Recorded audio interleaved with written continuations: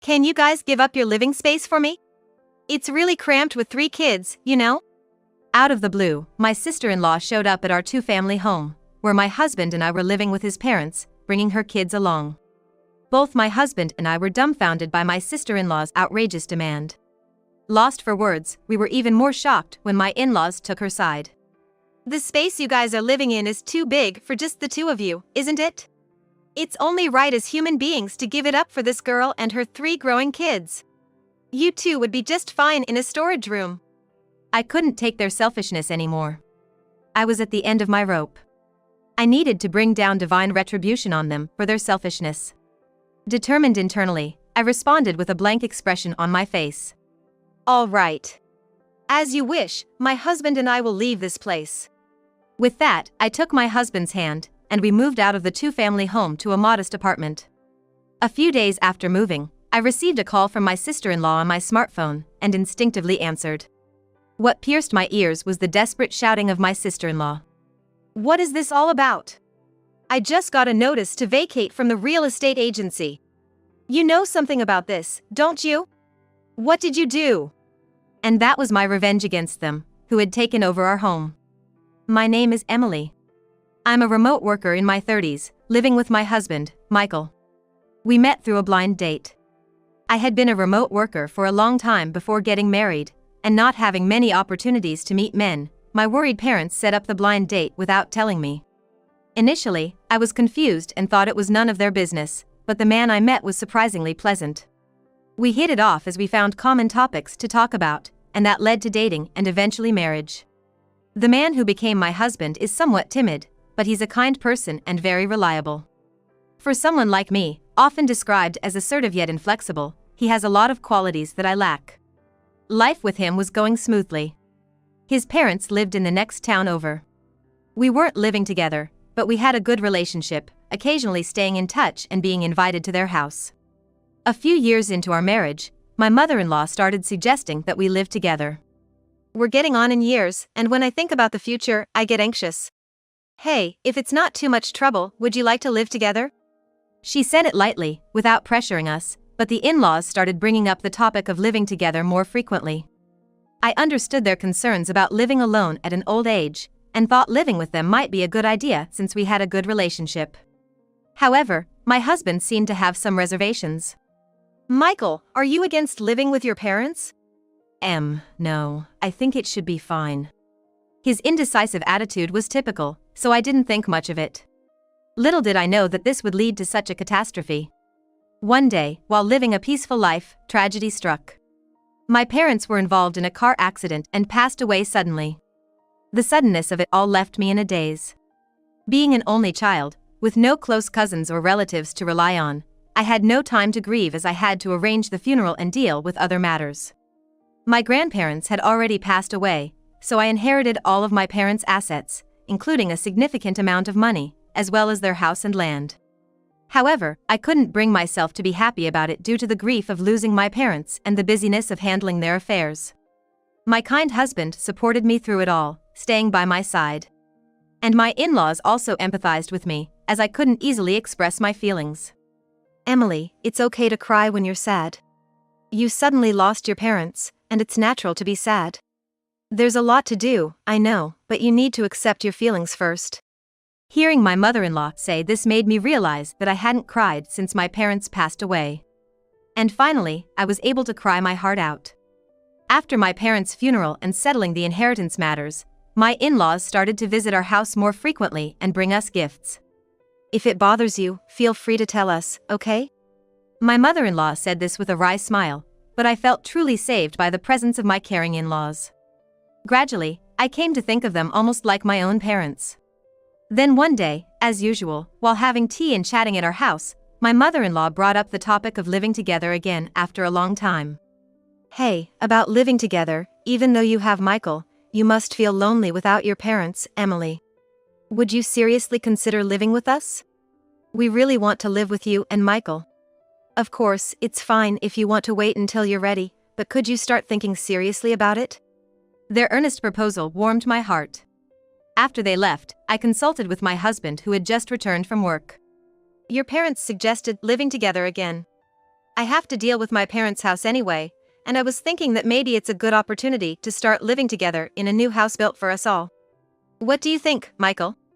Well, yeah, I'm sure it will be fine. Let's do it. My husband seemed a bit concerned about something, but in the end, he accepted my wish. From there, we conveyed our willingness to live together to my in-laws and started preparations for it.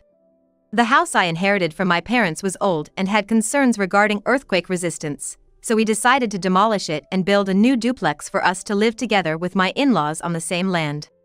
It cost a considerable amount to demolish the old house and build the new one, but fortunately, we were able to cover the costs with the inheritance left by my parents.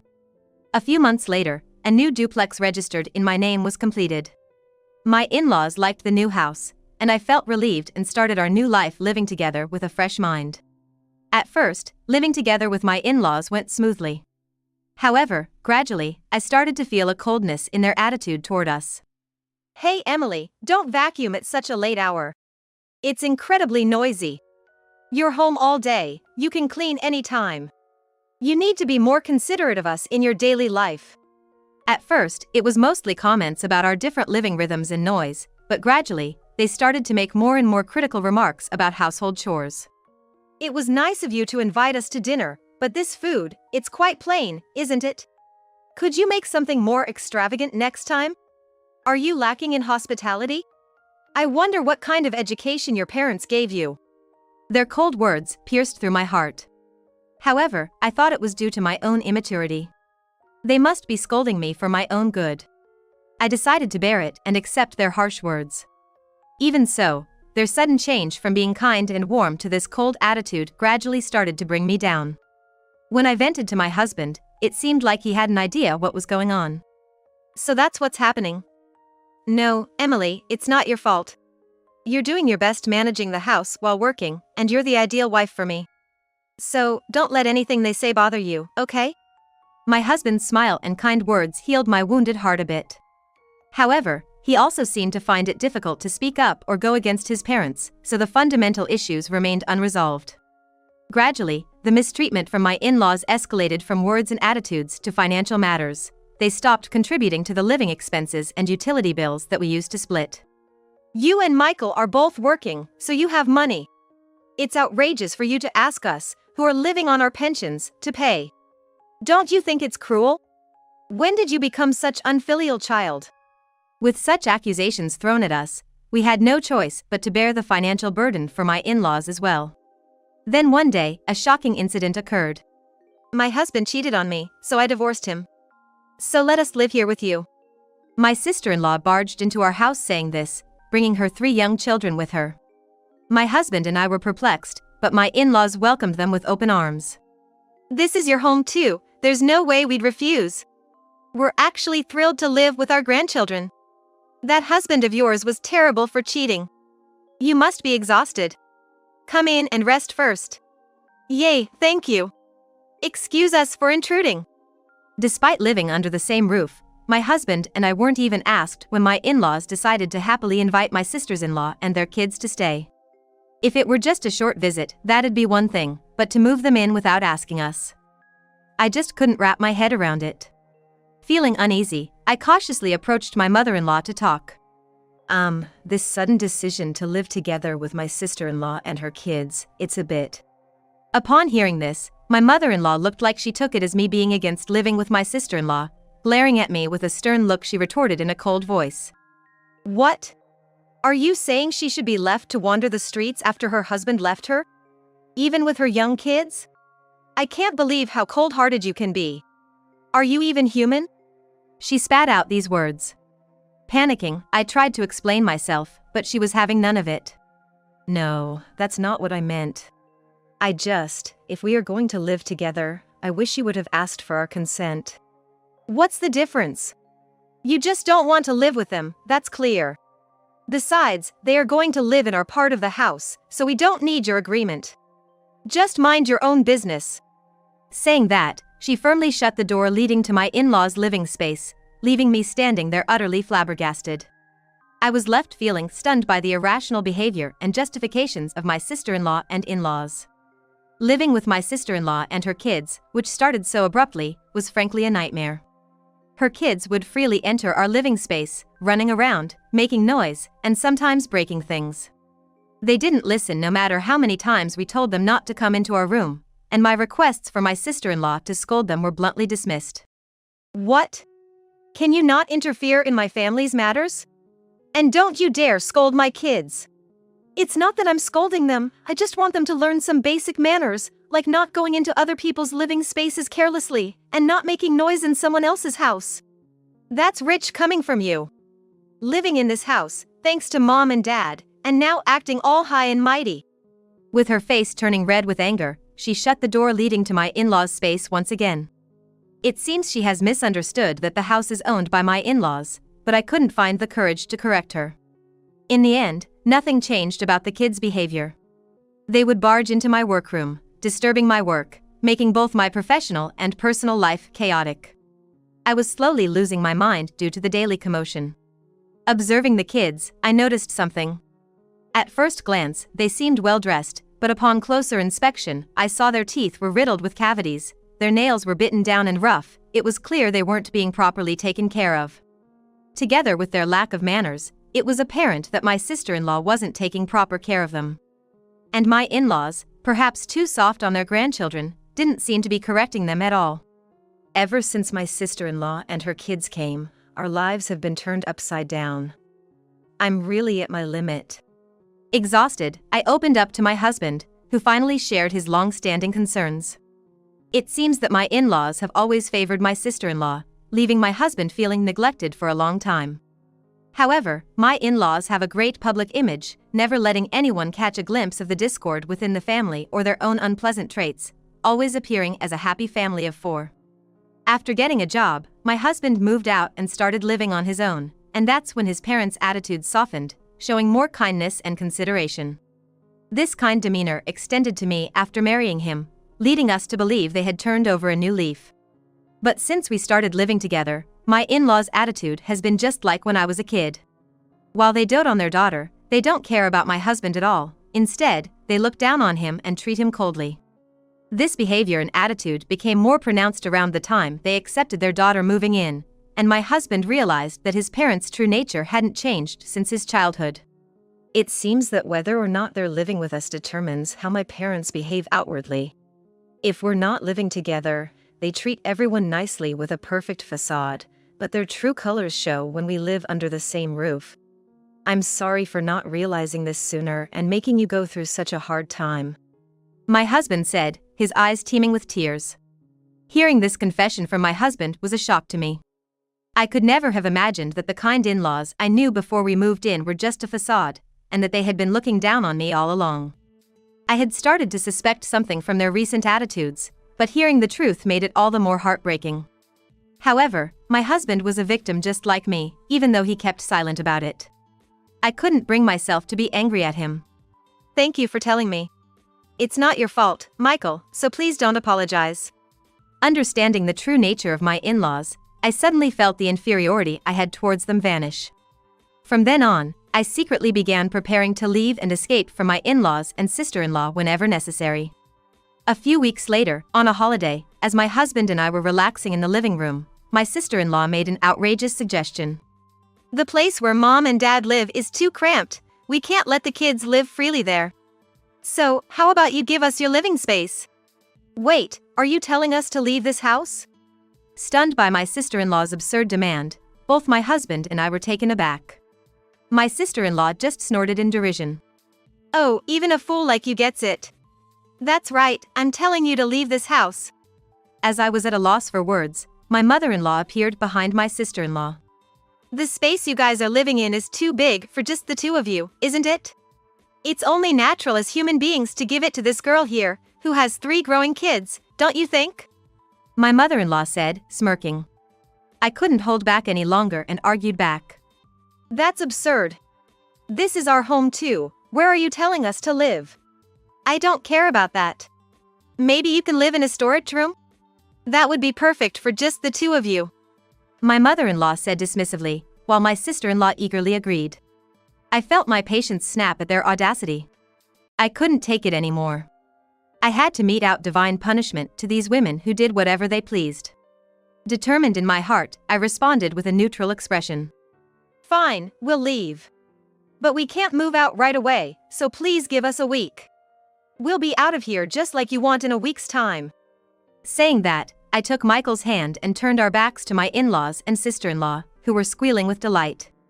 Once we were alone, Michael looked at me with a frustrated expression and apologized. Emily, I'm sorry. I couldn't say anything. Hearing him say that, I revealed my plan to him. It's okay, I've got everything planned out. Actually. Michael was surprised, but he agreed to my proposal. We then proceeded with our moving preparations, and a week later, we faced my in-laws for the last time. As you wished, we're leaving this house. In return, we're cutting off all ties with you and your daughter, starting today. My husband declared our decision to sever ties, but my in-laws didn't seem to care at all. Good, be gone. You were a failure of a son to begin with, you're nothing to us. I feel so refreshed now that the nuisances are gone. This house is finally just for us. Ignoring my triumphant in-laws, Michael and I left the two-family house we had lived in. We moved into a rental apartment we had arranged temporarily. Despite being small, it was a quiet space, and we started our peaceful life together, just the two of us. A few days after moving, I was working from home when I decided to take a break and checked my personal phone, only to notice a slew of missed calls from my in-laws and sister-in-law. Just as I was wondering what was happening, my sister-in-law called again. I answered without thinking, and her shouting voice pierced through my ears. Hey, what's going on? I just got a message from the real estate agent saying we have to leave. Do you know something about this? What did you do? Actually, ever since my husband opened up to me about his parents' true nature, I had been preparing to sell the house we lived in with them. I had secretly requested estimates from several real estate agents, selected one, and at the moment they announced they were kicking us out, I went through with the sale. Although the house was newly built and a two-family home, the assessment of the house itself was bargained down. However, the land was prime real estate, so we were able to get a decent amount for it. So, I was able to let go of the land and the two-family home that I inherited from my parents, and recoup a considerable amount of money. That's outrageous. This house belongs to Mom and Dad, right? It's ridiculous that you could sell it on your own. To my sister-in-law, who seemed to be under the mistaken impression that the house was in her parents' name, I told the truth. No. This house was built under my name, so it was mine in both name and reality. I was only renting a part of the living space to your mother and father. Well, now it's someone else's house since I've sold it. What did you say? It seemed like the conversation with my sister-in-law was on speakerphone, as I could hear her and my mother-in-law's astonished voices. The house wasn't under Michael's name. We thought it was under his name, so it would naturally belong to us as his parents. You deceived us, you liar. When you said you were leaving the house, normally, you should have handed over the ownership to us. What an ungrateful, deceitful person. My in-laws and sister-in-law were screaming and hurling abuse. To them, I retorted. That's an awful thing to say. You all made your own assumptions. I just disposed of my own property. So please hurry up and leave. With that, I hung up the phone, ignoring my still yelling sister-in-law and her family. The in-laws, having received an eviction notice from the real estate agent, had no choice but to comply and reluctantly vacated the new home. Rumor has it that, having nowhere to live, the in-laws and sister-in-law's family started living in an apartment. However, the children's pranks and noise were so bad that the neighbors constantly complained. Because of the numerous complaints and the severity of the pranks, the landlord couldn't stay silent, and it seems they were kicked out of the apartment in less than a month. Once again without a place to live, the desperate in-laws stormed into my husband's workplace. Bring out Michael. We are his family, and we have something to talk to him about. Realizing that this was no small matter, the receptionist at the company held my sister-in-law and her family back while discreetly contacting my husband. After receiving the call, my husband explained the situation to his boss, called the police, and had my in-laws and sister-in-law restrained by the police when they arrived. It was after the police arrived that my husband showed himself to his parents. Seeing my husband, my in-laws and sister-in-law, even while being taken away by the police, resisted fiercely and yelled at him. You ungrateful brat! Because of you, we lost our home. Take responsibility. And calling the police, are you out of your mind? How could you treat your own family like this? Facing his desperate parents and sister, my husband calmly declared, I don't have parents or a sister. I used to have people who were my parents and sister, but I cut ties with them a few days ago. You and I are complete strangers now. I simply asked the police to handle the disturbance in our company's lobby. Is there a problem with that? What? At my husband's words, my in-laws were left speechless. While my sister-in-law, until the very end, screamed, You traitor! You heartless man! However, she was eventually shoved into a police car and taken away. While my in-laws and sister-in-law were being interrogated, we met once with my sister-in-law's husband and his parents. From what we heard, it turned out that my sister-in-law was the one having an affair. Moreover, it was her husband who had asked for the divorce, and they weren't officially divorced yet. Considering the whole police situation, my sister-in-law's husband demanded a divorce again. Reluctantly, my sister-in-law agreed, and their divorce was finally finalized. After the divorce, the custody of the children went to my sister-in-law's ex-husband. My sister-in-law's ex-husband, after taking custody of the kids, seemed to have straightened them out with the help of his parents. I've heard they've become very well-behaved children now. After everything that happened, my in-laws and sister-in-law only received a stern warning and were released, and it appears they have started living in a run-down, cheap apartment. It turns out that while living with us, they had been spending lavishly on luxury items while making us pay for living expenses and utilities, which resulted in them having almost no savings left. My sister-in-law, unaware of this situation, was furious. What the heck is this? I wasn't informed about any of this. I was counting on your money for alimony and living expenses. That's none of our business. You're the one who cheated and got a divorce. You should pay your own alimony. You've got no one to blame but yourself. You damn old hag. Even my in-laws, who used to spoil my sister-in-law to no end, seem to have run out of patience. Now they reportedly argue about money every day. It seems like my sister-in-law has long since lost contact with her affair partner, leaving her with no one to rely on. Out of necessity, she started working a part-time job. However, she seems to be causing a lot of trouble at her workplace, and it's only a matter of time before she gets fired. Despite all of this, my in-laws haven't managed to shake their habit of wasteful spending. They're scraping by, living paycheck to paycheck, with no hope of saving any money, and their financial situation is only getting worse. They're even close to being evicted from their apartment due to unpaid rent. Hearing about the downward spiral of my in-laws through the grapevine, my husband and I used the money from selling the land and two-family house to buy a small, cozy single-family home. Together with my sweet husband, I'm now living a peaceful and happy life every day.